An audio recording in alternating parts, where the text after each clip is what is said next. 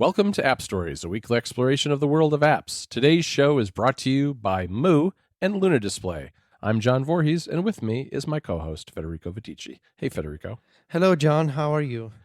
I'm doing all right. You know, no sooner had we published our show last week about breaking up iTunes and talking about the various Marzipan apps and what they might do and how it might work, then Mark Gurman came out with an article in Bloomberg that talked about a whole bunch of stuff, but one of the very specific, interesting tidbits that I think caught everybody by surprise is that he said something to the effect of the music app would be a regular Mac program, right? Which basically destroys the entire point of our conversation about music being Marzipan on the Mac. Yeah, not entirely, because we did talk about a lot of other aspects of it, but yeah, it's supposedly what it sounded like to me that all they're going to do is they're going to strip out the video, strip out the podcast, strip out all the other things. They're going to have their own dedicated Marzipan apps, and that iTunes, maybe it's going to be renamed Music, but it's just basically going to be the same app, but without the video stuff in it. Was that your take on it? Yeah, I think that makes sense, honestly. Like, I was thinking about this, and there's so much that iTunes, for better or worse, is doing right in terms of music management.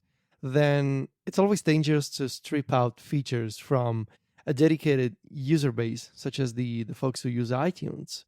And I think it makes sense to sort of have this hybrid approach, in the sense that some features are going to be stripped out of iTunes and made separate apps. So Gurman is saying that the TV app, for some reason, will be also based on AppKit, so a traditional Mac app, but podcasts will be a Marzipan app ported from the iPad.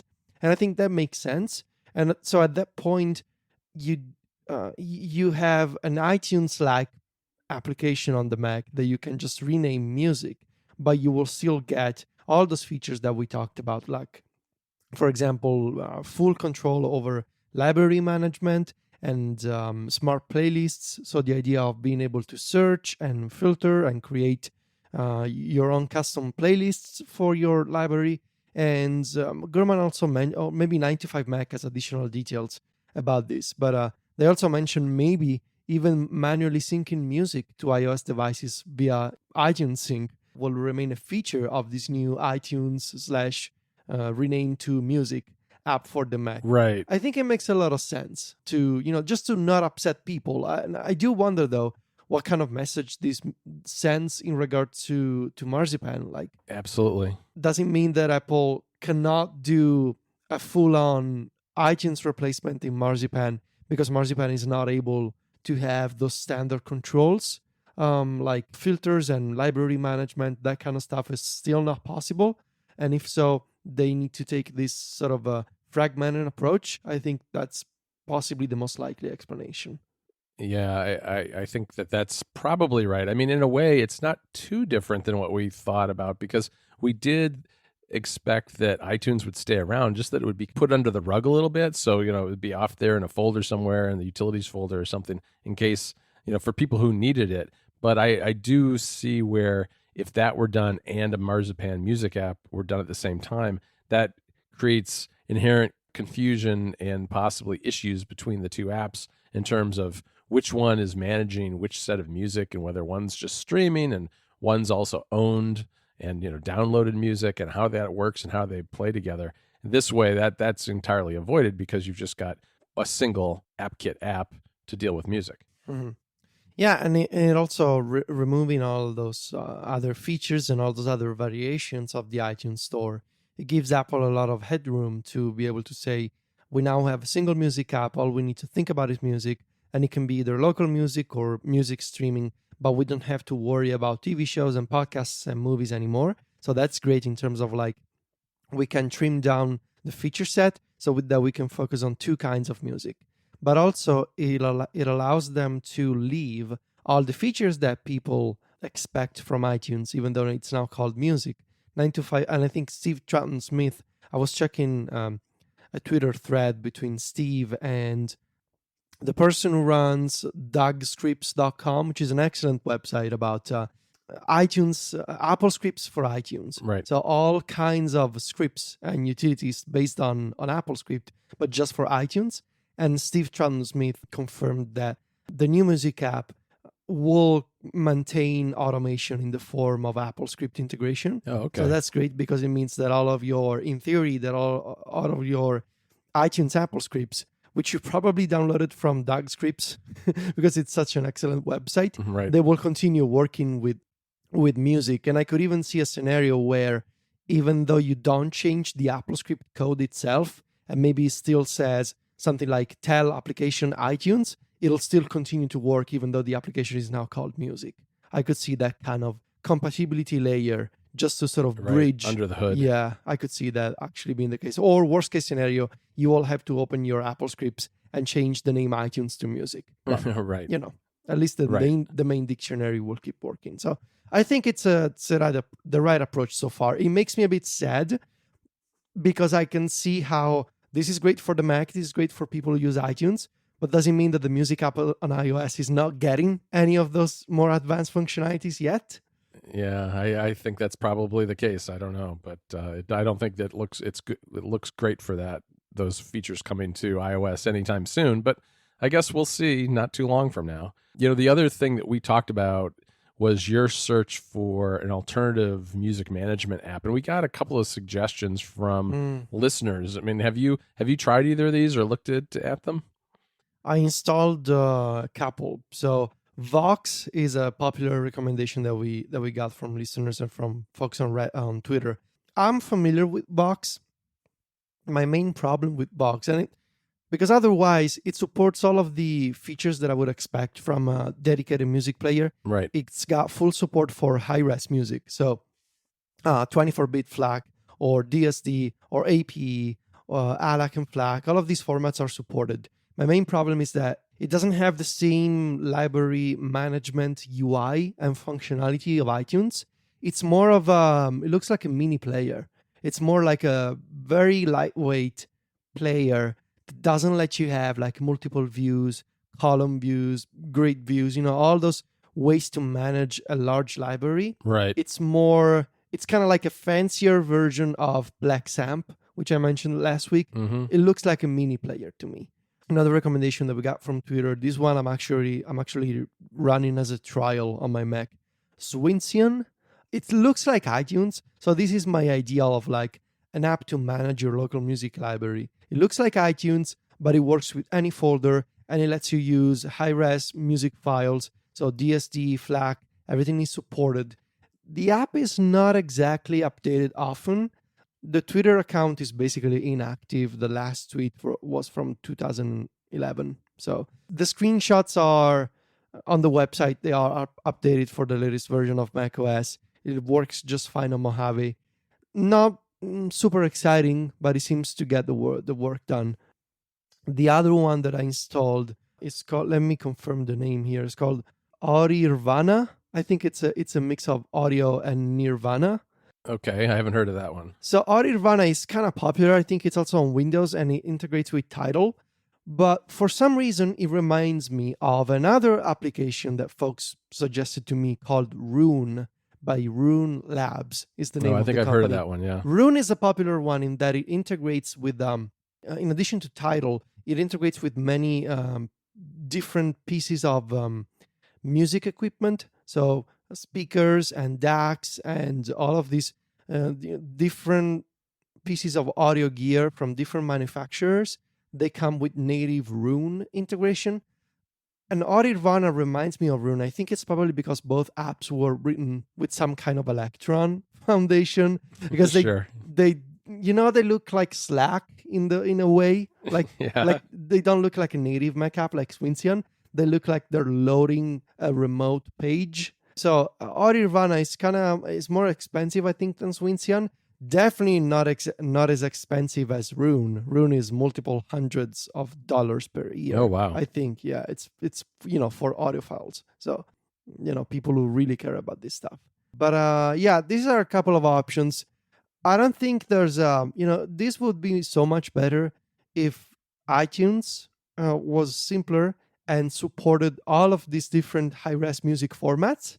Apple primarily supports ALAC, I think, Right. which a few folks, I should also mention, a few folks told me that ALAC has been open source since 2011. So that's Oh, also an okay. important piece of follow-up. It's important to mention it's been open source for a while now. I think ideally, I actually like the way that iTunes looks.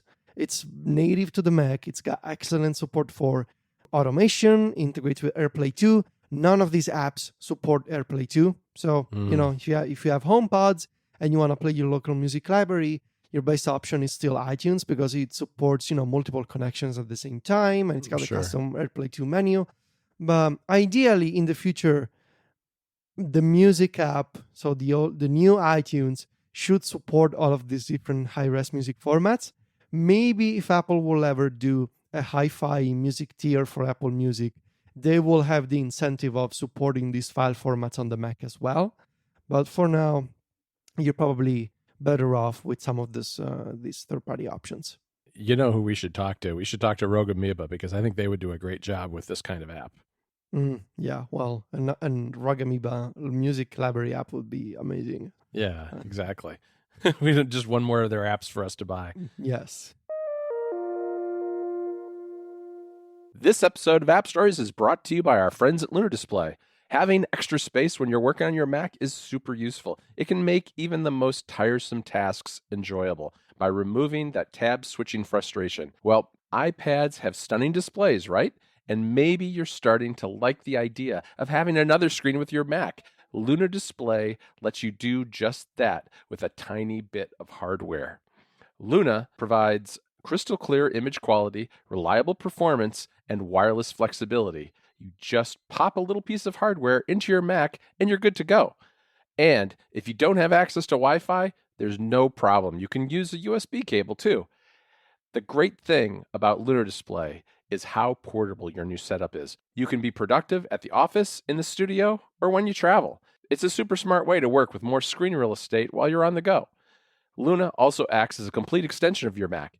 It's going to support your external keyboard as well as your Apple Pencil and touch interactions, so you can interact with your Mac with a swipe of a finger. And the all-new Liquid Video engine brings significantly reduced latency and faster screen refresh rates too. I love the Luna Display. I've told you about how I have a couple of them. Federico has been using it too, and he's been using it with, of course, a whole bunch of automation, so he can use his Mac Mini from his kitchen table. It's sitting in the other room, and he just works on his iPad using the Mini. It's a fantastic way to do that kind of thing. So you can get up from behind your desk and work wherever you'd like. Listeners of App Stories can get 10% off on the Lunar Display. Just go to lunardisplay.com and enter the promo code STORIES at checkout. Again, that's lunardisplay.com and the promo code STORIES at checkout for 10% off. Don't put this off any longer. Go there right now, lunardisplay.com, and use that promo code STORIES to get your discount. Our thanks to Lunar Display for their support of App Stories.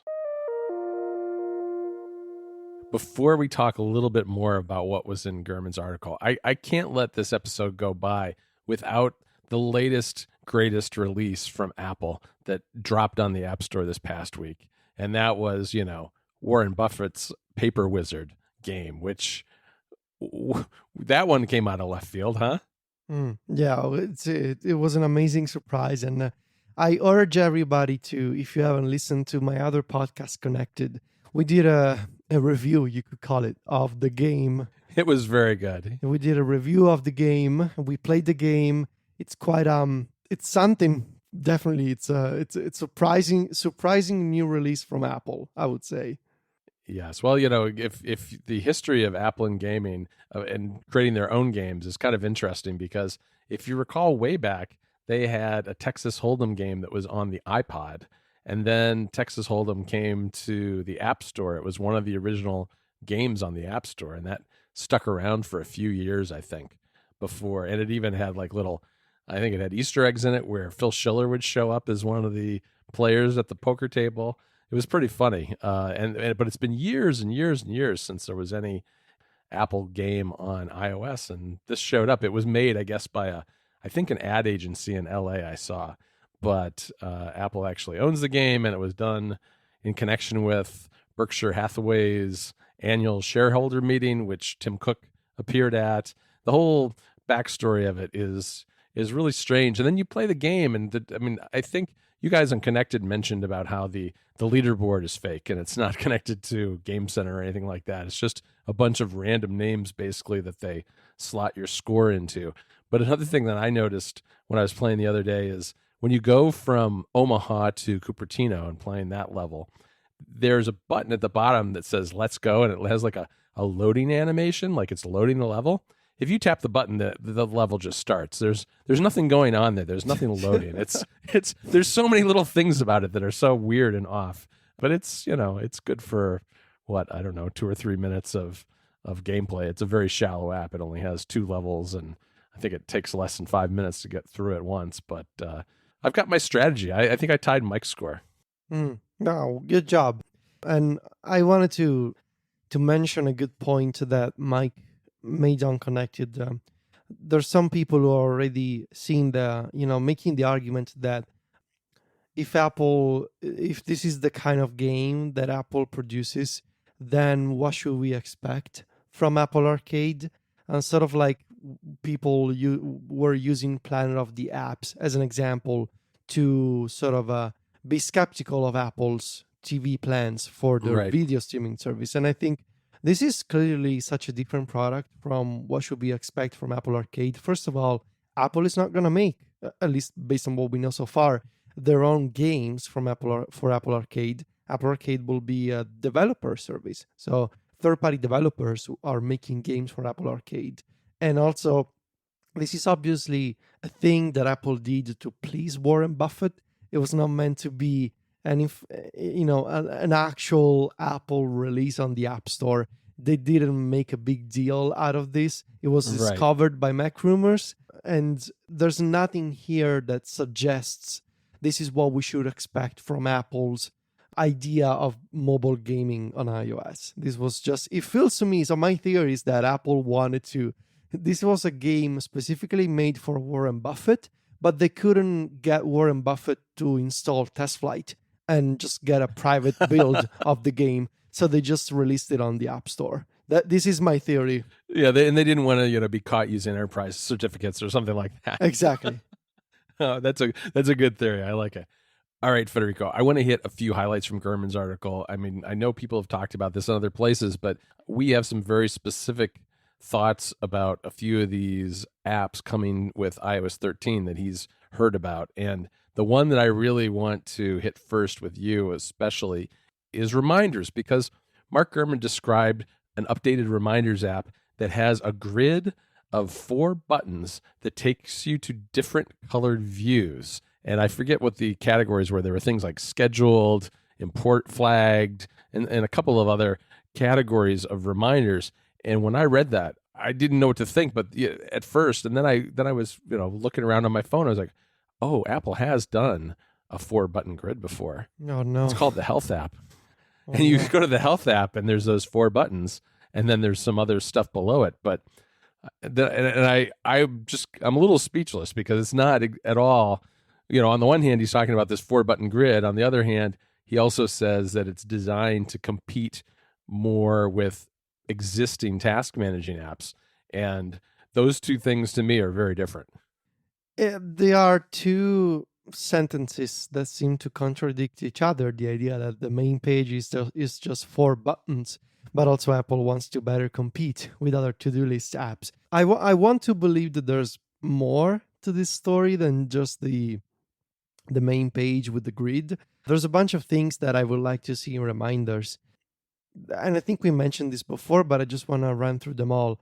Again, tagging is, of course, something that I would like to see, the ability to more precisely categorize and filter my reminders. Tagging is something that, even though it's not supported perfectly well, but it's available in files with iCloud Drive. So the idea of tagging is not new to iOS. And I would like to see tagging in reminders as well. And really, I feel like in addition to a redesign, because the current reminders design goes back to the days of iOS 7 with the weird paper effect, still in some places.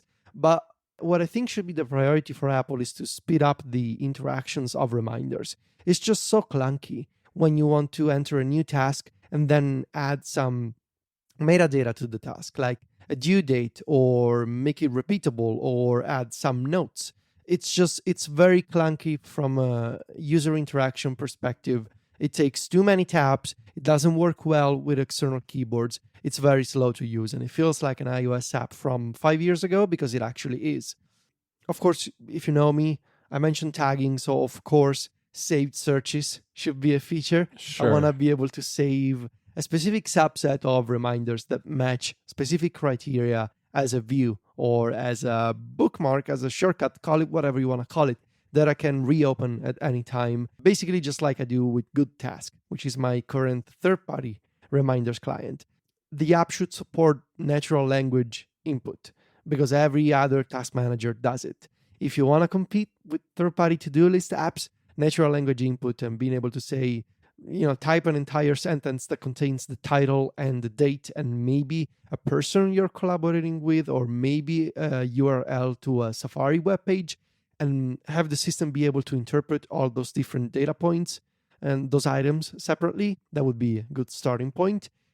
File attachments, because seriously, like, if I need to act on a PDF, let me attach the PDF that I need to do, that I need to modify or send to somebody or sign or whatever. Right. And finally, collaboration. I mentioned collaborating with other people. This is already possible with reminders in that you can share a list with another person, but there's no concept of assigning a task to a person that you're sharing a reminders list with. Right. It's just a list. Yeah. Yeah, extending the sharing feature to say, I want to make sure that this person does this task. That would be nice, I think. Right. It's almost more of a sending of the task to someone else than it is actually sharing a list, which is really what we've got today. And I think the collaboration and file attachments are two areas where there's still a lot of task managers that don't do those two things. But I think if Apple were to do it, that would actually help. That would make them competitive with some of the best task managers that are out there that already do those things. But it would also maybe help lift all the boats and encourage some of the apps that aren't doing that to bring that along as well. Yeah, absolutely. There's so much more that Apple could do in terms of looking at the current state of task managers on the App Store and rethink reminders. I don't want Apple to make reminders as complex as OmniFocus or Todoist, but I think the baseline of what a basic task manager should do in 2019 is higher than it was in 2013 when reminders was redesigned for iOS 7.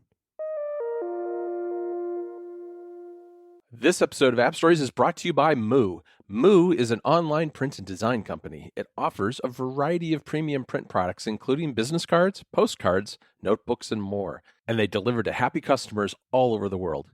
Networking is an important part of any career, whether you're a designer, novelist, or CEO, and you don't want to get caught out somewhere without a business card at that important moment.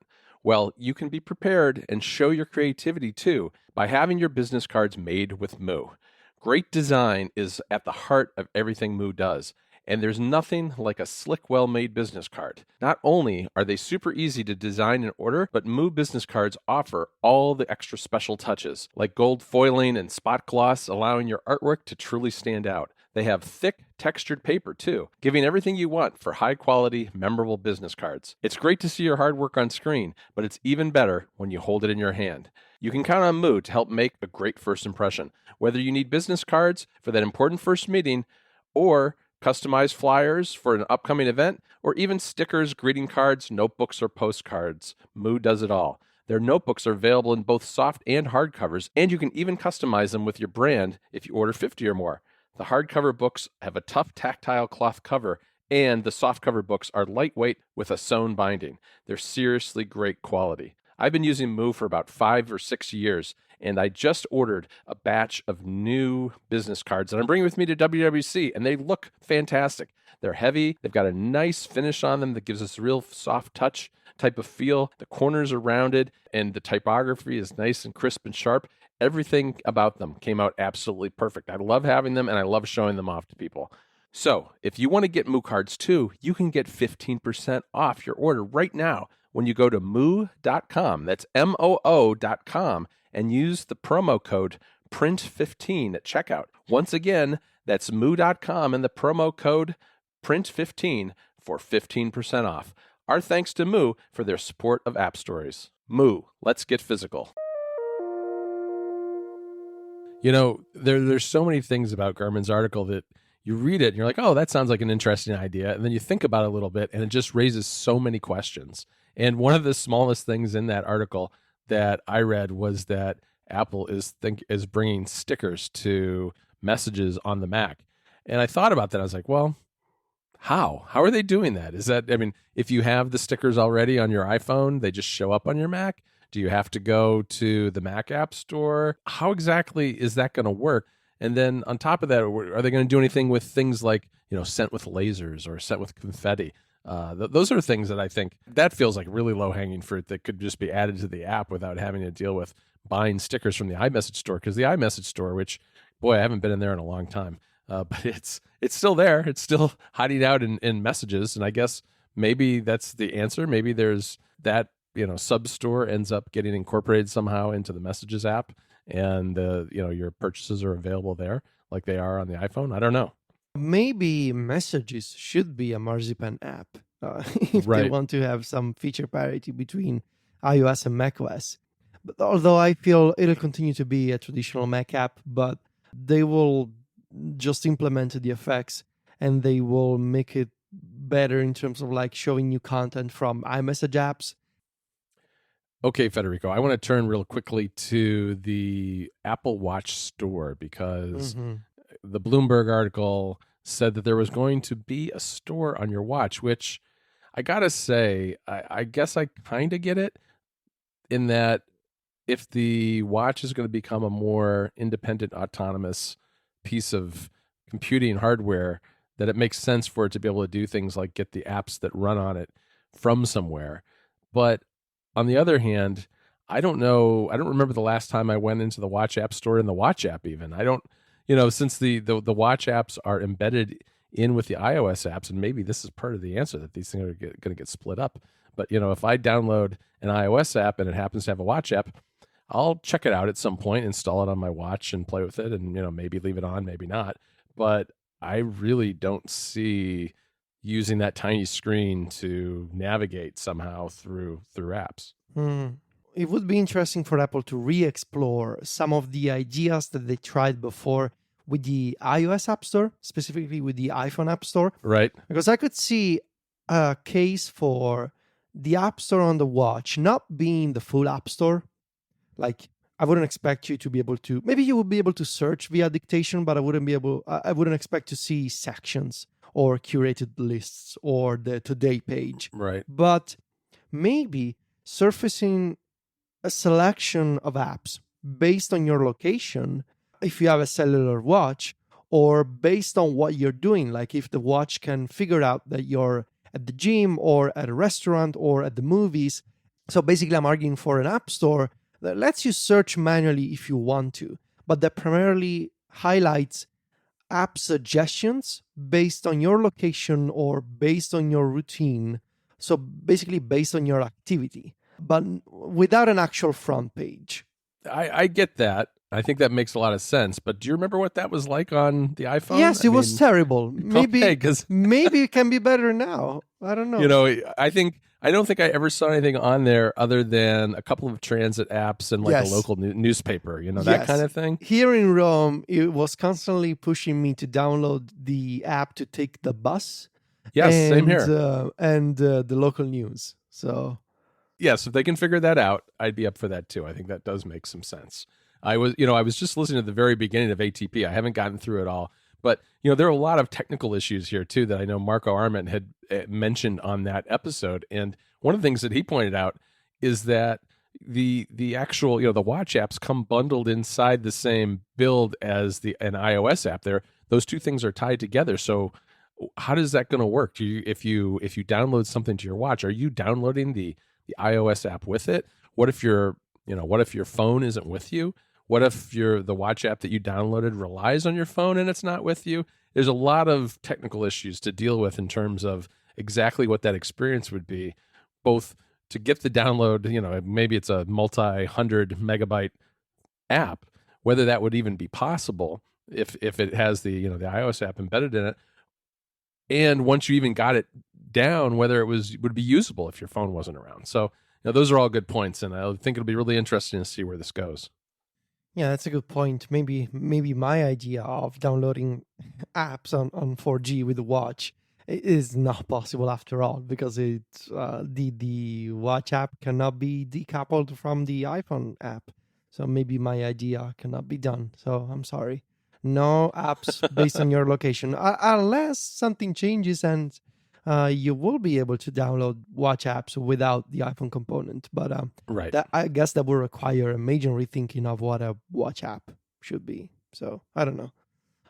What's the last item that we should mention from this list, John? I want to mention the HomePod, because Gurman's article said that multi-user HomePod support was coming. And this is one that to me is really big, in the sense that, at least what I hope it means, is that I've actually trained my family now to add things to our grocery list using the HomePod, and that's in our living room. Oh, you've trained them?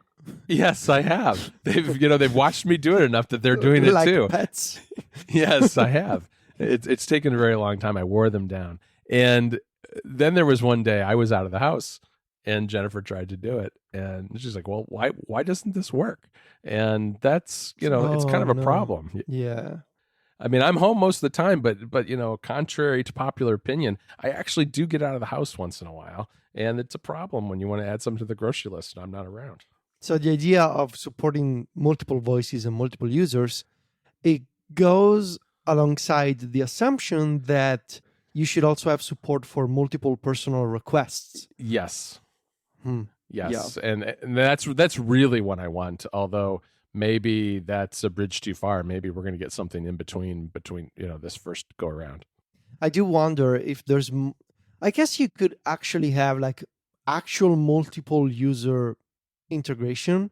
So the HomePod, when it recognizes your voice, it defaults to contacting your iPhone. But when it recognizes Jennifer's voice, it contacts her iPhone. So using the voice as the the basically an instruction to say, okay, what iPhone, what personal request should I operate with right now? If they can make it fast and if they can make it work, I think it would be awesome. So that Sylvia, for example, here could use her iPhone with her apps, and I could use mine.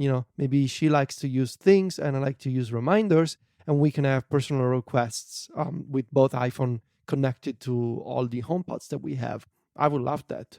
Yeah, it would be fantastic. And you could even see a scenario where you just decided whose voices were going to be authorized on which devices, that kind of thing too.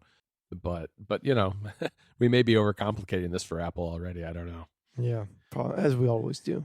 Yeah, we do. Well, it's easy for us. I mean, we don't have to actually write the software. So right. All right, Federico. That's probably a good place to stop for today. I want to thank our two sponsors again. That's Lunar Display and Moo. And we will be back again next week. You can find me and Federico over at macstories.net. Federico is also at Viticci on both Twitter and Instagram. That's VITICCI. And I'm at John Voorhees on both. JOHNVOORHWS. Talk to you next week, Federico. Ciao, John.